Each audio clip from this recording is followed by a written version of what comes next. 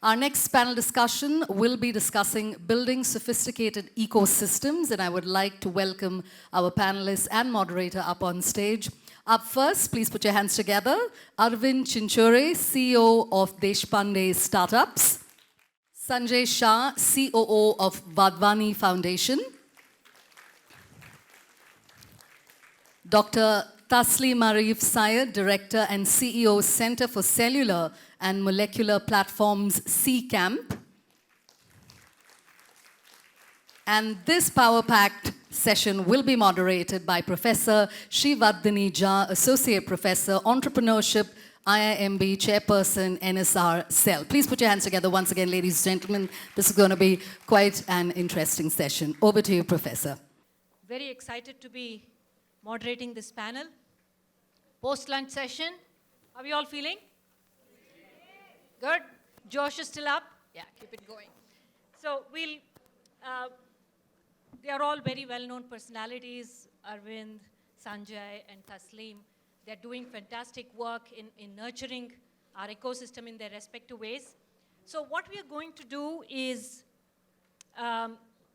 we'll have a discussion, maybe for about 25 to 30 minutes, and the last 10, 15 minutes will be for question and answers, right? So the topic for today is building sophisticated ecosystems, and all the gentlemen here are building ecosystems. So I want to start off the panel by asking each one of you to tell me, what does a sophisticated ecosystem mean to you, right? What are those key attributes, characteristics that you believe are essential for an ecosystem to be called sophisticated? And Arvind, may I start with you? Such an honor and privilege to be part of this event. Thank you, Ganesh, for inviting me, and thank you, Professor Srivardhani. You know, it feels so good. You know, I'm sitting on a chair. Looks like Dhirubhai Ambani sitting. Dhirubhai Ambani's chair. But anyway, just I wanted to start with a lighter note before we get into sophisticated ecosystem. If you look at ecosystem, doesn't matter whether ecosystem in Bangalore or ecosystem in Silicon Valley or Boston. Fundamentally, there are three ingredients that all of us are aware. Every entrepreneur who wants to take the solution to the market and run a successful venture needs fundamentally three things. The first is technology, access to technology. I may have a fantastic, great idea, but if I don't have access, for example, Taslim offers access to the technology, particularly in bio area. The technology is exceptionally, it's very, very important so that I can build that product and take that product to the market. Once I have the technology, next is I need experts, mentors. And today, if you look at Silicon Valley, why this has become such a big successful ecosystem, or for that matter in Bangalore, is because we have experts, whether it is business experts, technology experts, domain experts, and all market experts, and so on. That's something which is very, very fundamental for an entrepreneur to get that access to mentors and experts. And the third, which is very, very important, and I'm hearing since from morning, is access to risk capital or access to the capital. So just remember three words, TEC, access to technology, access to experts, and access to capital. But a sophisticated ecosystem should go beyond this. For me, there are three Ps in addition to TEC. The first is, in sophisticated ecosystems, we should have lots and lots of programs. For example, if I look at NSRCEL, has several programs. Government has BIRAG, DBT has several programs, DST has several programs. For that matter, every institution, every organization should have programs. Without programs, we are not going to create and nurture entrepreneurs. But that's not sufficient. We need to go to the next. That is, we need spaces. A creative space makes a very big difference, but also a space to convert my idea into a prototype. And if you look at in Bangalore, how many places you can go if I have a hardware, say a product, I need a place where I can convert that idea into a prototype. So we need spaces like cafes and many other things. So space is very, very, places are very, very important. And the last is we need platforms. Suppose an entrepreneur wants to get an access to someone, even ONDC platform for that matter, or say Thai platform as this thing, or where I can exchange my idea, I can talk to the people, I can connect to the community, I can learn from other successful entrepreneurs and so on. So for me, a sophisticated ecosystem beyond TEC is programs, places, and then platforms. If we fix this, believe me, we will be creating next level of ecosystem within India. Thanks. TEC and PPP, very fitting for a business school, isn't it? New acronyms that have been introduced. Okay, Sanjay? Okay, so by the way, first of all, Nishit, I really wish I was there for your entire presentation. The last piece was mind-boggling, and I think some of this we are thinking day in and day out around generative AI and how ChatGPT 4 and et cetera is going to make a huge difference. But thank you for that. I think to me, an ecosystem is really all about a community of collaborators. A community of collaborators that includes individual professionals, organizations that are coming together with a common interest and really trying to build that into shared value, creating it for themselves, for their clients, for the community at large itself.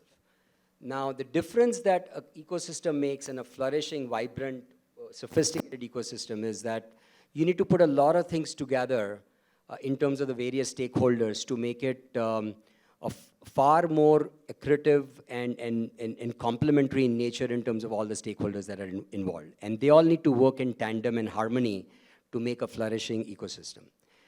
As far as the startup ecosystem is concerned, I think you covered a lot of them. But I think it's important to note that, the whole ecosystem is like a giant flywheel, right? You've got supply side and you've got the demand side. In order to make a giant flywheel accelerate and become self-serving and get momentum on its own, you really need to keep the equilibrium between the supply and the demand. So it's important that startups are there, but it's very important that very small early stage startups are there. And while there's a lot of investors that are out there, we don't have too much happening in terms of access to capital. I mean, two of the startups caught me along the way, and all that they were asking for is, what do we do about our next round of funding? So I think it's very important that amongst all of these different ingredients that are there, we make sure that it becomes a flourishing ecosystem with everything in equilibrium, so that we can, the demands are surfaced by the supply and the supply is surfaced by the demands. So I'll start with.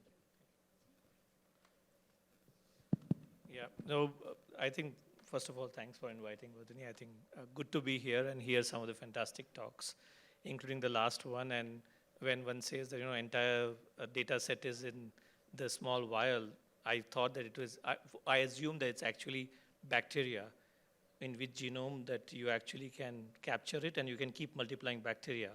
And you can, it's a data set. It is right now, the SynBio is that. Synthetic biology is where you have bacteria capturing whatever genome you want to capture, and you can then transfer it.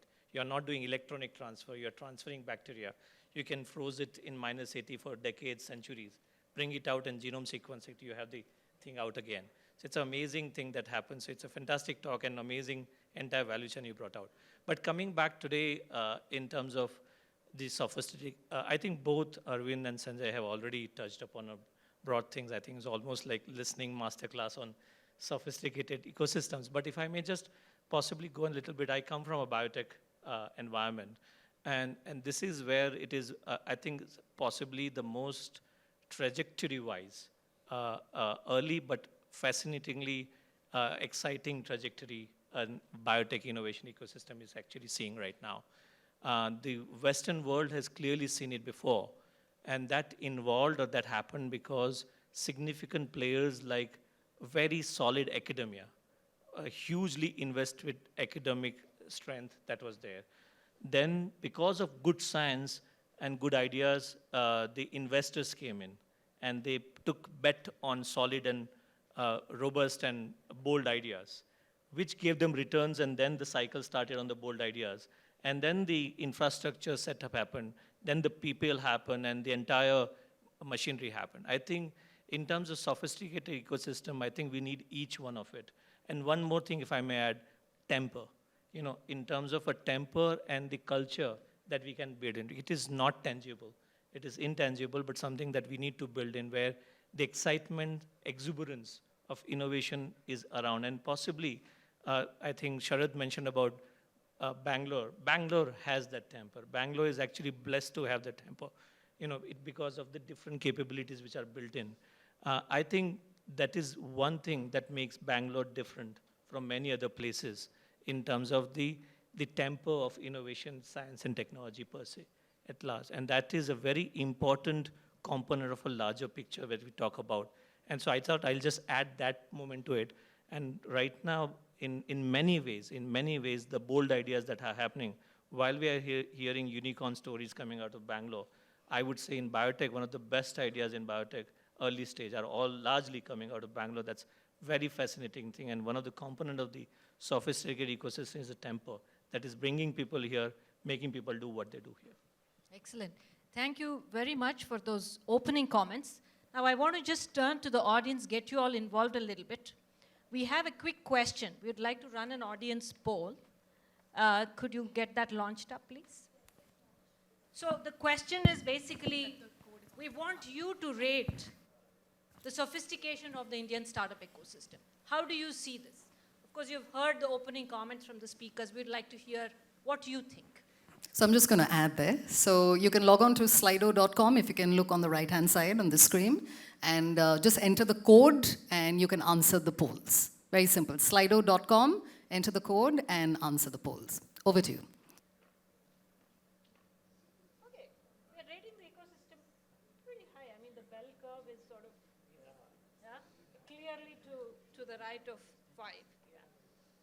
Fairly sophisticated ecosystem is what the audience is telling us. We should wind up now. Not so fast. Yeah. So, great. So this is good. Now what we will do is kind of go back and I'll pose some questions to the panelists and we'll come back and sort of think, okay, where we stand really. So obviously we have, the last couple of days you've heard a lot of numbers, right? In terms of unicorns, we have a lot of unicorns. We are seeing good exits. There's a lot of funding that's flowing into the ecosystem. We have a large market here in India. A lot of entrepreneurial energy, right? Which is manifest in terms of the number of startups that we see entering. Lots and lots of good things.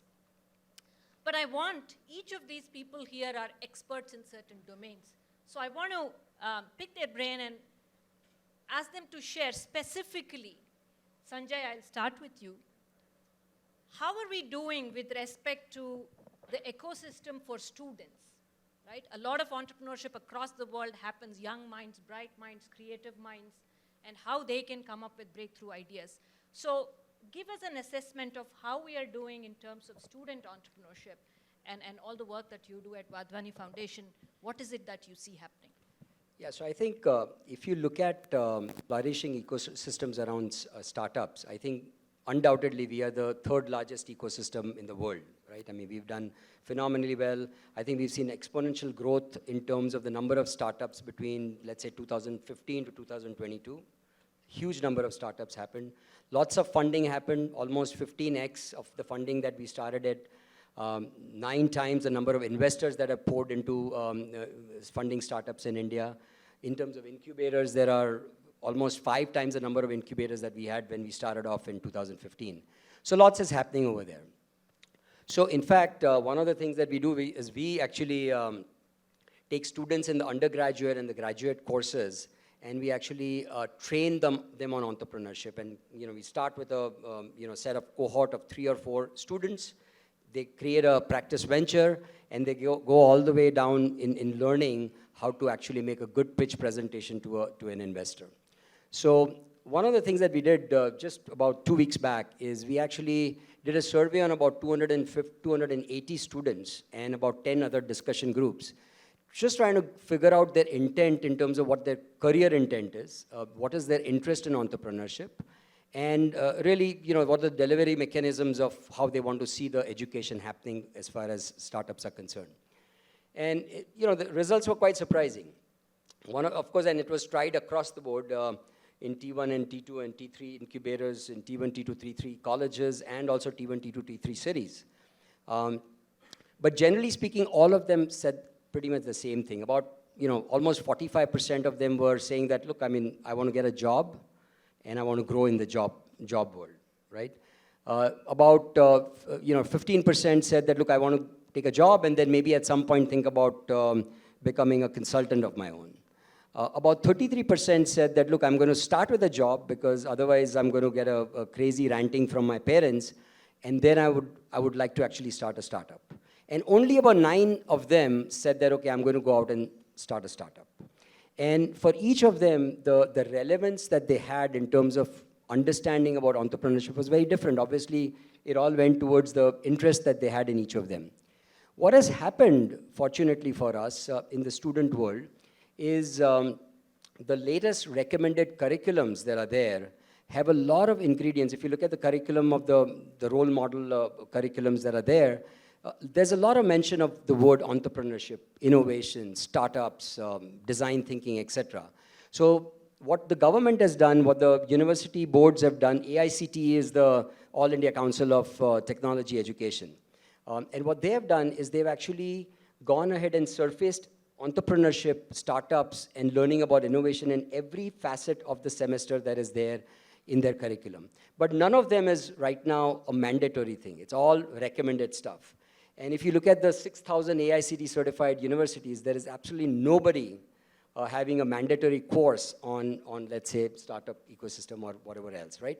So that's one of our big problems, that the curriculums really need to change.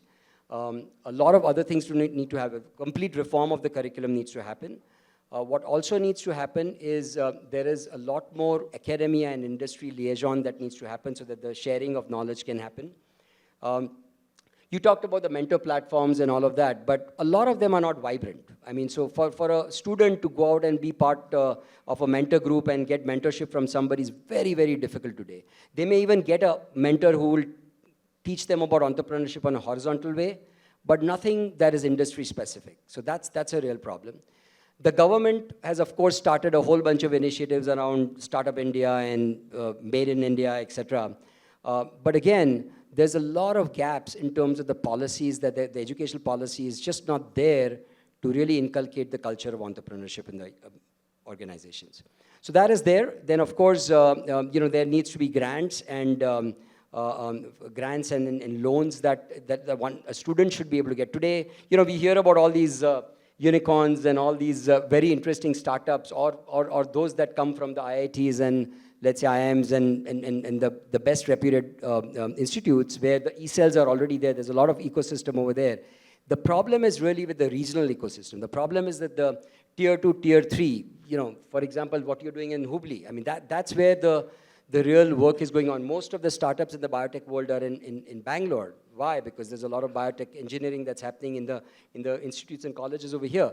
But it's not percolating it down to the regional level. They're incredibly smart. I mean, we run a lift-off program which is meant for startups to be able to get to the next level of transformation. But they never, all of these T3, T4 cities or institutes never get a chance to be able to get there. So while a lot is there in terms of the ecosystem for students, there's a lot of gaps that are still there, which need to be filled. I think that's very insightful, Sanjay. Thank you. I'll now ask sort of Arvind to build on it, and I think Sanjay has provided that segue about tier 2, tier 3, and at Deshpande, you are really working with, the entrepreneurs in the tier 2, tier 3 areas, and how do you see that ecosystem, and where does that stand? How do you assess that? So just to give a brief about Deshpande Foundation and Deshpande Startups, the kind of work we are doing in Hubli is so far, of course, we have 1 lakh square feet of a space, labs, co-working space, and all whatever is required, 7 acre of independent, campus. So far, we have touched 450 entrepreneurs, and you'll be surprised that majority of these entrepreneurs are building hardware products, real products. That's something which is very unique differentiation when compared to Bangalore ecosystem. The second very unique about tier 2, tier 3, like Hubli ecosystem is that they're building the product and they are selling the product, and they don't want to grow based on the value or say investments. They want to organically grow. And that's something which is very unique. And when they build the product, they use a deep technology. All kinds of technology, not one technology. Now, this is the premise. Now, yesterday, before I was traveling to Bangalore, I was sitting with an entrepreneur who is into the EV, now building a EV tractor, autonomous, multifunctional, all kinds of things. So when I was having this conversation, I figured out, and this is same for other hardware deep tech entrepreneurs, is that, so I will go again TEC, tech. Let's look at technology.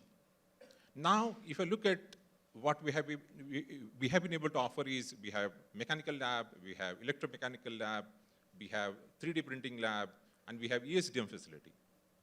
Now, take, when I say autonomous EV tractor or some vehicle for agriculture solution, it is not just about electromechanical stuff. It goes beyond.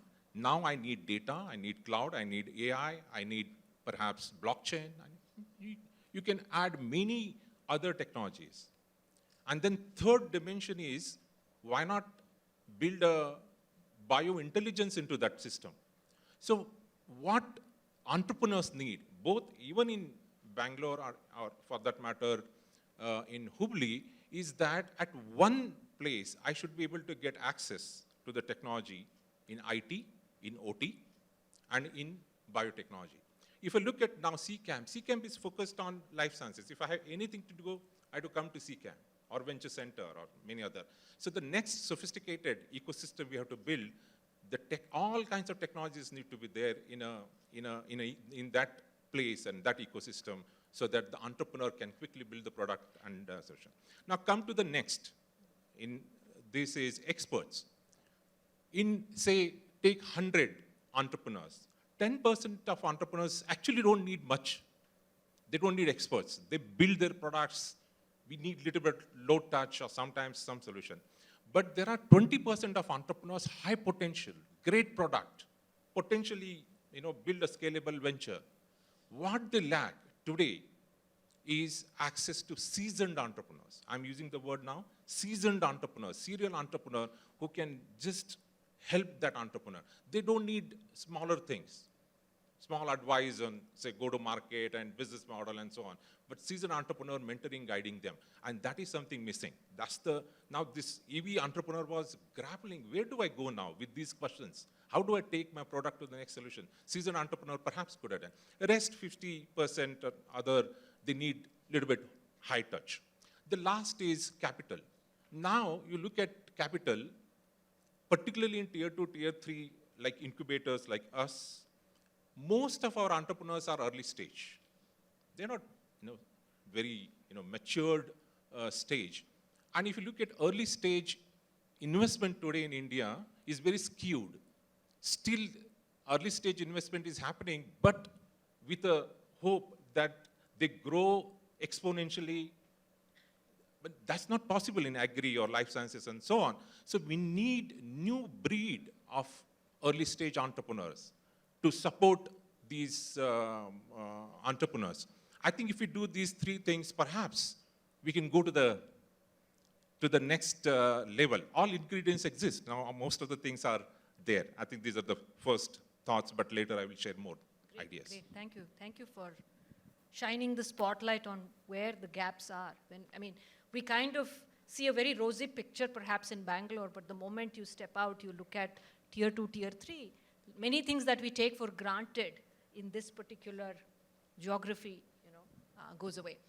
Now, over to you, Tasleem, and talk to us about deep tech, in particular life sciences, which is what you focus on, and how do you see that ecosystem and where are we? So I think in terms of, I think the deep tech or deep science ecosystem, I think there are brilliant examples, and I see a couple of examples right here. Ravi is right here. They're doing fantastic work in terms of energy and so on, and environment. But I'll give you two very quick examples for you to feel what we are exactly doing. And I think the sophisticated, and I would like to connect with the sophisticated ecosystem. One of the example is, I would say, is a work that has been built by two very young fellows, two young guys in a way. One came from NID, so design engineer, and one came as a mechanical engineer. They came out, and in absolutely early years, not even after corporate stint and all, I think possibly within 6 months or a year, somehow they both wanted to do something in medical device or healthcare. And the way they actually attempted to understand is that they had no connection at all. I think one of the ways we built it out is that can we do immersion in hospital? So how can you spend time in hospital? And they decided they will spend time in ICU with intensivists. So you shadow an intensivist and you just see what's happening for a few days. You just shadow, you don't intervene, but you just shadow. Over time, they interestingly saw a pattern where intensivist was working with a few patients who were ventilated and were on the path of recovery, where they would say that now we'll take off the ventilator, the support is not 100%, 500. They saw a pattern that some of elderly somehow possibly were not able to survive while they were on the recovery path. And when they went into details and asked the hospital staff, the in charge and so on, they found out about a phenomena which is called ventilator-associated pneumonia, which is something called when a patient is on a ventilator in ICU, they acquire a secondary infection. They didn't get on a ventilator for that reason. They went on for many other reasons, but they acquire secondary infection of that. And why they happen, I'll just take a half a minute and explain that. The reason they actually get it is because while ventilated, patients do not have ability to actually gulp their oral secretions. All of us produce almost 1.5 to 2 liters of oral secretion or saliva every day. And we don't realize, but we gulp it down, right? But the ventilated patients do not have capacity to, do it. And our mouth has two ways. One is digestive tract and one is airway. We can breathe through our mouth, by the way. If you can nose and you can breathe through your mouth because it's lungs. The problem in ventilated patient is that sometimes these oral secretions actually trickle down to your lungs through your airway rather than going to your digestive tract, immediately causing what you call as a ventilator-associated pneumonia, call it as VAP. This was their finding, the problem statement recognition that happened. And these two young, phenomenally talented guys went on to a journey of thinking, how can we address it? The problem, usually hospitals, nurses come, they aspirate it every second hour, and then go away. But the oral secretions are not controlled every second hour. It can happen anytime. So you needed something that can be, real time. Anytime oral secretion happen, you take it out. These guys built world's first ability where they built a device which on next to the ventilator, they have a small tubing which would go to the ventilator tube, just size of the temple of the glasses, go to trachea with on tip of it, it will have humidity or moisture sensor. So as soon as the oral secretion is formed, it detects it, mouthwash happens, aspirate it out and bleach it right there at the bedside. They have done data now in Jipmer Pondicherry. They have their ongoing data in Narayan Hyderalaya. Phenomenal data, up to 96% reduction in terms of the VAP. And this is brilliant. On top of it, if I may say, all the credit goes to those two gentlemen, by the way. It is now approved from US FDA for prevention of this. It is world's only device, and they have gotten Commonwealth Innovation Award across all sectors. And this is really phenomenal work that has happened. So this is very, very exciting. If I may just turn the table and tell you something environment, and I'll close it. I know that I'm taking time, which is not there. One of our company has possibly just raised a significant amount, more than 50 million, if I'm not wrong, in environment using bio. We all hear about the global warming and climate, right? It happens because, I'll just break it down. It happened because,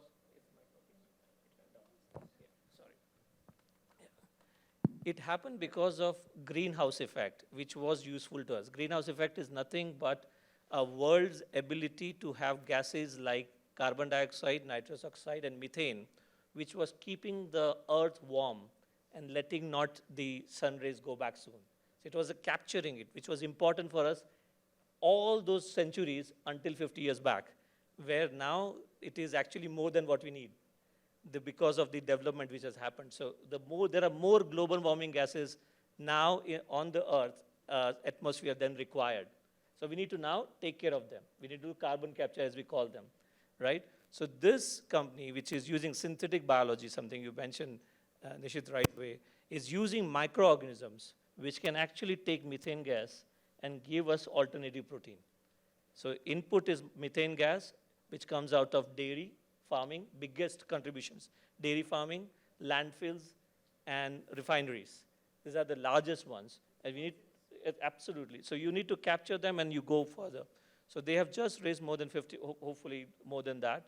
And this is brilliant because they are one of the top 5 to top 6 synthetic biology company impacting environment. And again, this is deep science, understanding which microbes work, how to capture, how to use it. And this protein, alternative protein, is used right now in agri, animal feed, and aqua feed, right? So this is usage of something from that we need to get rid of and using it for that. So these are brilliant examples happening here.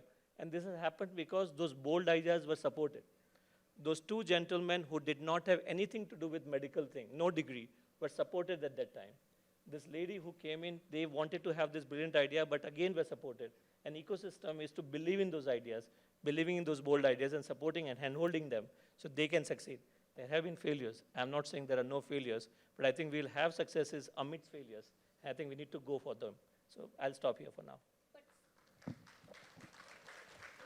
So those are great examples, Taslim. I have a follow-up though.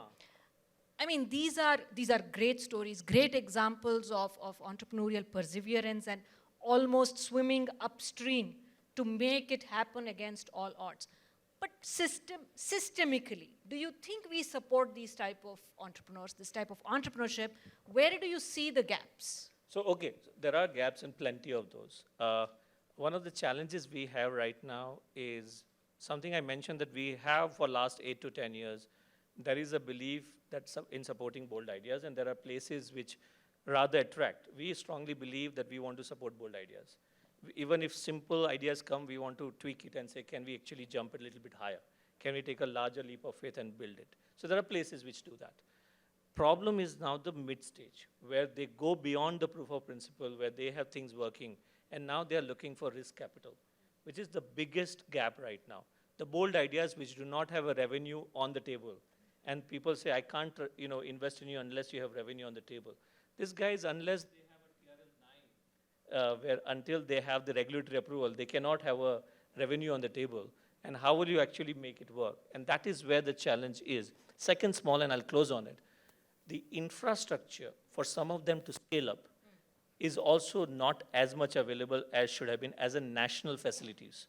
I think we, as a nation, we need to invest in building state-of-the-art, professionally run national facilities for scale-up so that these guys don't have to go pillar to post and also end up building their own capabilities. They don't need to invest and spend time on that. They can very well jollily do that at places which are well-run and move faster in their access. So those are 2 points. And I see a lot of sort of commonality between what you pointed out, which is how can you create these facilities that are like a one-stop shop. So an entrepreneur walks in there and you're basically sort of reducing the friction. You're enabling them to get to market in a really rapid manner. Okay, I think we have about 5 minutes. Let's turn to audience Q&A. So if you could please also mention who your question is addressed to, that would be great.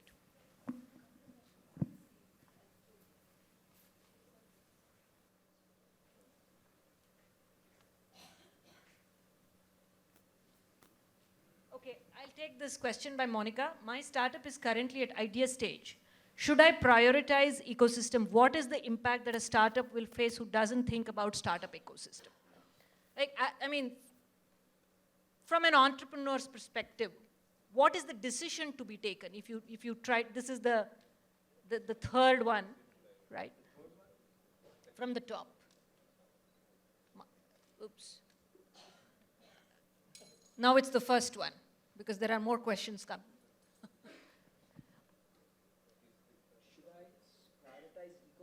Meaning, how do I choose, I guess? How do I choose where to be, where to start? Right, so I think, I can answer that. And Yeah, I think please. we are sitting right in a place, exactly in a place where this is all happening, right? NSRCEL does a fabulous job. The problem, though, is that there's only one NSRCEL and there's only one startup center in Hubli. We need such startup centers or incubation centers that are doing such depth of work all over the country.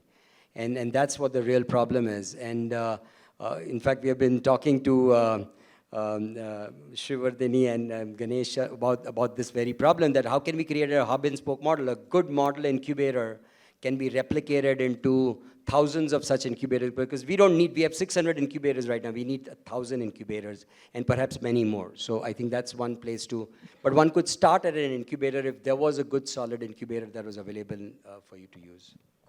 So, Monica, wherever you are here, just extending, if you have, you are at idea stage, the next, it's called pre-incubation stage. What you need to be doing is idea market fit, that's all. And we run a program called EDGE, which is dedicated to early stage entrepreneurs having an idea and test that idea, whether that idea is really fitting into the market. We call it idea market fit program, which is also called pre-incubation. Any ecosystem which offers this program, I think you should choose. Okay. Yes. Yeah, please speak and I can repeat the question.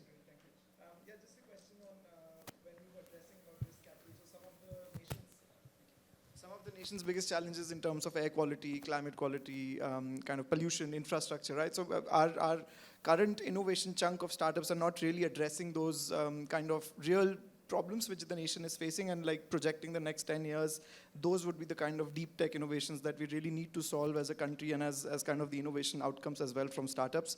But then there's a chicken and egg problem that there's not enough risk capital for these kind of entrepreneurs to come in, build a prototype, sustain themselves for the first 2-3 years to kind of address. So, I mean, you're doing incredible work with your foundations, and how would you, what are the kind of strategies that you are kind of thinking right now in your, let's say, your policy level to kind of address these challenges? Whoever wants to answer, but I guess. Yeah, no, so I can give you a bunch of examples. I think there is a startup that we have in one of our programs, which is actually doing some fine work. You know, the problems that Delhi and those neighboring areas are facing in terms of all the pollution that is happening because of the stocks that are burnt over there. And so they've developed an algae that actually allows you to sort of feed that algae on the farms and then melt the stalks without actually burning it. So there is one like that. Then I can remember I spoke to one particular startup in our, as a beneficiary who I was interviewing. And they're creating these amazing drone devices that actually continuously test and monitor the temperature of the soil, the kind of the nutritional value of the soil, and where the plants are, exactly help the farmers to figure out where exactly modifications need to be made.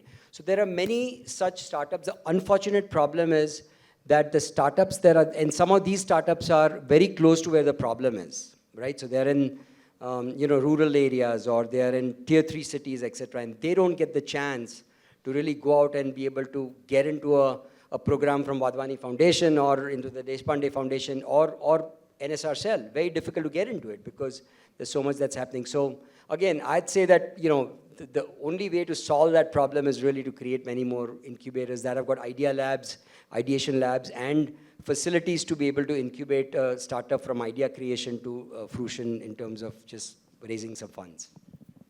Again, good setting. See, today, best source to get money is go to Capgemini. Why I'm telling this? I will tell you why. If you look at every chairman of any company, what they're discussing is about ESG. Though ESG is debatable, I mean, it's a controversial. But one thing is sure, sustainability. There are two biggest disruptors. I wrote a book. I was finding which are those two big disruptors that we'll see. One is technology and second is sustainability. Unfortunately, as a nation, we have not invested much on building startups in sustainability. ESG is the most important next area that we need to be working on, and corporates, because they have to increase that ESG score. Sustainability score has to go up, and that's where not only they are supporting in buying the product, like we have one startup called Carbon Craft. What they do is they capture the carbon and put it on the tile. And top brands today want to have that tiles, put it in their showroom because their ESG score goes up or sustainability goes up. So tap, if not still, right now we don't have funds, may not have many funds, investment funds for this, but corporates are a perhaps very good way to tap into. Great. So we are out on time. So we will wrap up the session here with very quick closing comments. I think interesting ideas. We started with the poll, but the discussion that ensued here would have given you a sense that there is a lot of heterogeneity. When we talk about startup ecosystem, it's not a monolith. And especially in a country like India, where there is so much variation across the length and breadth of the country, we need to cater to the needs of different audiences, different geographies. So I think we were able to sort of highlight that through this conversation. So that it's good, especially in places like Bangalore. I think we are very fortunate. We have the temper, we have the ecosystem, but there are other places in the country that still needs nurturing, where we need to build that ecosystem. So with that, I just would like to say thank you to all of you and close this panel.